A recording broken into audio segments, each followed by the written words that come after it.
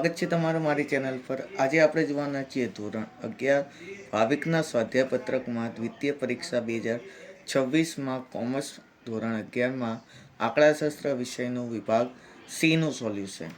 બરાબર, ચલો વિભાગ એનું સોલ્યુશન ઓલરેડી અપલોડ કરી દીધું છે। આજે આપણે વિભાગ સીનું સોલ્યુશન જોવાના છીએ। સ્ટાર્ટ કરીએ વિભાગ સીનું સોલ્યુશન। પહેલો જ દાખલો તમને કીધું છે કે એક્સ બાર તમને 25 આપીએ છે અને ચલનાંક 20% આપ્યું છે, તો તમને વિચરણ શોધવાનું કીધું છે। હવે વિચરણનો મતલબ થાય છે એસનો વર્ગ। શું થાય છે? એસનો વર્ગ। એક્સ બાર આપ્યો છે અને ચલનાંક આપ્યો છે 20% અને એસનો વર્ગ શોધવાનો છે, એટલે ચલનાંકનું આપણે સૂત્ર અહીંયા લખવું પડે। બરાબર, કયું સૂત્ર લખીશું? ચલનાંકનું। સૌથી પહેલાં જે માહિતી આપેલી છે એ લખી લઈએ। દાખલા નંબર 1 તમને એક્સ બાર આપ્યો છે 25। કેટલો આપ્યો છે? 25 અને ચલનાંક આપ્યો છે 20%। કેટલો આપ્યો છે? 20%। એના ઉપરથી આપણે સૌથી પહેલાં ચલનાંકનું સૂત્ર લખીશું। ગોતવાનું શું હતું? વિચરણ મતલબ એસનો વર્ગ। ચલનાંકનું સૂત્ર છે ચલનાંક બરાબર એસ ભાગ્યા એક્સ બાર ગુણ્યા 100। જે રકમ આપેલી છે એ આપણે સાદરૂપમાં મૂકતા જઈએ। ચલો, ચલનાંક આપ્યો છે 20, તો અહીંયા લખીશું આપણે 20। એસ આપ્યા છે, એસ નથી આપ્યા એટલે એસ એમને એમ લખીશું। એક્સ બાર આપ્યો છે 25 અને ગુણ્યા 100। બરાબર, ચલો 25 અહીંયા ગુણાકારમાં ભાગાકારમાં છે, પેલી બાજુ જાય તો ગુણાકારમાં, તો 20 ગુણ્યા 25। 100 અહીંયા ગુણાકારમાં છે, બરાબરની પેલી બાજુ જાય તો ભાગાકારમાં, ભાગ્યા 100 બરાબર એસ।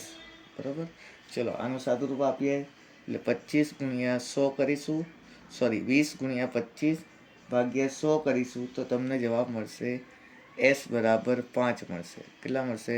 કેમ કે 25 ચોક 100 થશે અને અહીંયા 4 આવશે, ઉડાડી જ દઉં છું। 25 ચોક 100 અને 4 પંચા 20 એટલે એસ કેટલા આવશે? 5 તમને મળશે। પણ અહીંયા કીધું છે વિચરણ। વિચરણનો મતલબ થાય છે એસનો વર્ગ, એટલે અહીંયા 5નો આપણે વર્ગ કરવાનો, એટલે પાયો પાયો થાય 25, તો તમને જવાબ મળશે એસ બરાબર 25। સિમ્પલ દાખલો તો આરામથી તમને 3 માર્ક મળી જાય। ચલો સેકન્ડ દાખલો છે ગુણાત્મક માહિતી અને સંખ્યાત્મક માહિતી વચ્ચેનો તફાવત। એ તમને ડિસ્પ્લે પર બતાવી દઉં છું। જેટલી પણ થિયરી આવશે એ તમને ડિસ્પ્લે પર બતાવતો જઈશ। બરાબર, ચલો એના પછી ત્રીજો સવાલ, પ્રસારના નિરપેક્ષ માપોના નામ જણાવો। તો પ્રસારના નિરપેક્ષ માપોના નામ એ લખી જ દઉં છું। બરાબર, એક જ લીટીનો નિરપેક્ષ માપ। તો સૌથી પહેલાં તો નિરપેક્ષ માપમાં આવશે વિસ્તાર। એના પછી આવે છે ચતુર્થક વિચલન। એના પછી આવે છે ચતુર્થક વિચલન પછી સરેરાશ વિચલન અને છેલ્લું આવે છે આપણે પ્રમાણિત વિચલન। જો તમને સાપેક્ષ માપ કીધા હોય તો વિસ્તારનું થશે વિસ્તારાંક, ચતુર્થક વિચલનનું થશે ચતુર્થક વિચલાંક, સરેરાશ વિચલનનું થશે સરેરાશ વિચલાંક અને પ્રમાણિત વિચલનનું થશે પ્રમાણિત વિચલાંક। પણ અહીંયા નિરપેક્ષ કીધું છે તો આપણે આ રીતે લખવાનું છે। બરાબર, આ ક્વેશ્ચન આવી જાય તો આરામથી તમને એક લીટીમાં 3 માર્ક મળી જાય। ચલો એના પછીનો ક્વેશ્ચન જોઈએ। દાખલા નંબર 4। અહીંયા તમને કીધું છે એક માહિતીનો સમૂહ 25માં અને 75માં શતાંશક અનુક્રમે 20 અને 36 છે। પેલા છે તો ચતુર્થક વિચલાંક શોધવાનો છે। શું શોધવાનું છે? ચતુર્થક વિચલાંક। હવે શતાંશકનો મતલબ થાય છે, અહીંયા લખી દઉં છું દાખલા નંબર 4। બરાબર, શતાંશકનો મતલબ થાય છે, આપણને ખ્યાલ છે પી। શું થાય છે? પી। તો પી 25 બરાબર તમને ક્વેશ્ચનમાં કીધું છે 25નું કેટલું છે? પહેલાંનું 25નું છે 20 છે અને પી 75નું કેટલું છે? 36। કેટલું છે? 36। હવે આપણને ખ્યાલ છે કે પી 25 બરાબર Q1 થાય એટલે પહેલો ચતુર્થક થાય અને પી 75 બરાબર ત્રીજો ચતુર્થક થાય। તો એટલે હું આને આ રીતે પણ લખી શકું કે Q1 બરાબર 20 અને Q3 બરાબર 36. આ બંને વસ્તુ સેમ જ થઈ. P25 કહો કે Q1 કહો, બંને એક જ કિંમત થાય, બરાબર. એટલે બંનેની રકમ કેવી થાય? સરખી. 25 અને 1ની 20. જ્યારે P75 તમે કહો કે Q3 કહો, બંનેની રકમ કેવી થાય? સરખી. બંનેનું માપ કેવું થાય? સરખું. માટે આપણે અહીંયા આ રીતે લખી શકાય કે P25 = Q1 અને અહીંયા હું લખી શકું કે P75 = Q3, બરાબર. તો ચલો ચતુર્થક વિચલાંકનું અમને સૂત્ર કીધું છે, તો તેનું સૂત્ર લખીએ. ચતુર્થક વિચલાંક કીધું છે, બરાબર. વિચલન નથી કીધું. વિચલાંકનું સૂત્ર છે ઉપર માઇનસ નીચે પ્લસ. Q3 - Q1 ભાગ્યા Q3 પ્લસ Q1. ચલો Q3 કેટલા છે? 36 માઇનસ Q1 છે 20 ભાગ્યા Q3 છે 36 પ્લસ Q1 છે 20. ઉપર બાદબાકી કરીશું અને નીચે સરવાળો. બાદબાકી કરીશું તો જવાબ આવશે 16. નીચે સરવાળો કરીશું તો જવાબ તમને મળશે 3 ને 2 5 એટલે 56, બરાબર. તો 16 ભાગ્યા 56 કરીશું તો ચતુર્થક વિચલાંક તમને મળશે 0.29. કેટલો મળશે? 0.29 તમને ચતુર્થક વિચલાંક મળી જશે, બરાબર. ચલો એના પછી દાખલા નંબર 5 જોઈએ. એક આવૃત્તિ વિતરણનો SK -6.6 છે અને ચતુર્થક વિચલન છે 22. તો જે ગોતવાનું કીધું છે, બરાબર. શું ગોતવાનું કીધું છે? જે મેળવવાનું કીધું છે. તો સૌથી પહેલાં જે માહિતી આપેલી છે એ આપણે અહીંયા લખી લઈશું. દાખલા નંબર 5. અહીંયા તમને SK આપેલો છે. SK બરાબર કેટલા આપ્યા છે? 6.6.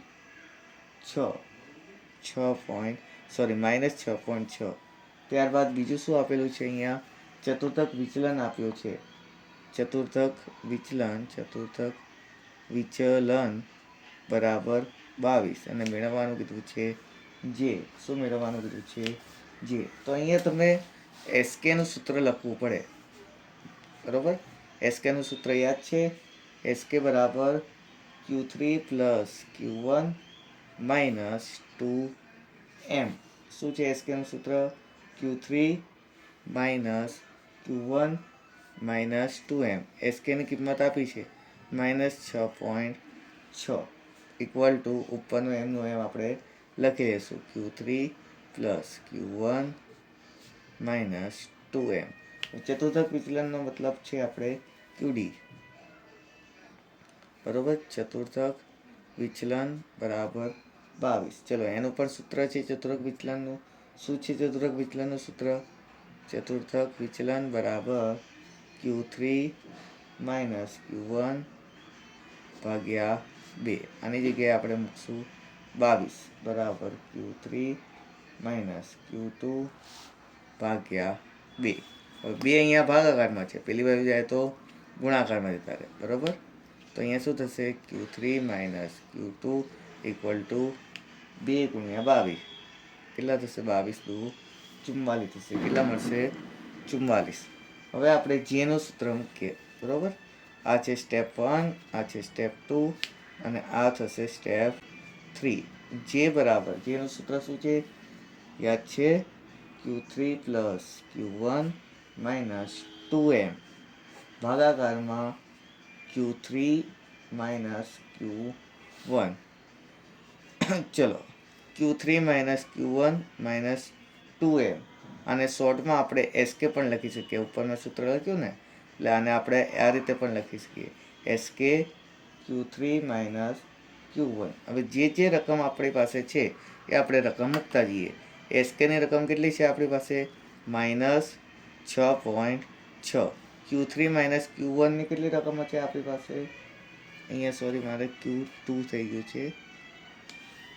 ચલો Q3 - Q1ની રકમ કેટલી છે? 44.